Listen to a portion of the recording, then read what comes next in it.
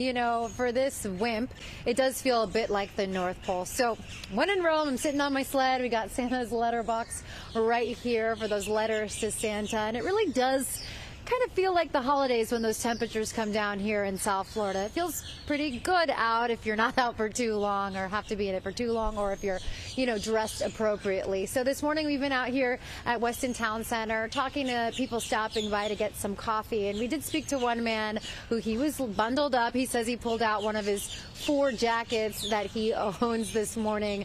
He said he had to dust it off. And he says, though, he enjoys the change. He really welcomes this change, and he's just glad it isn't snowing here in South Florida. Take a listen. It's uncharacteristic cold for us down here, but it feels great. It finally feels a little bit like winter being down here. It never really feels like it's below 60, 70. So it feels great. So, of course, with the temperatures this low for us here in South Florida, we don't feel it very often during the year. It is important to keep certain things in mind as we do try to stay warm. So here's some tips for you. If you use an electric space heater, only use one that is UL approved. So that UL approval is a mark of safety, quality, and compliance.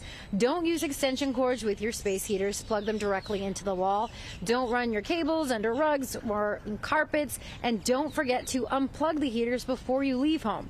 And if you don't have a heater, don't use your oven to heat your home either. That's not a good idea, very dangerous. And never use charcoal or a grill indoors. So it is really important to stay warm in this cold weather, and it's important for our pets too. So coming up in our next half hour, you'll hear how exactly our community is coming together to keep our shelter animals warm during this cold snap. We're live this morning in Weston. Teri Hornstein, CBS News, Miami.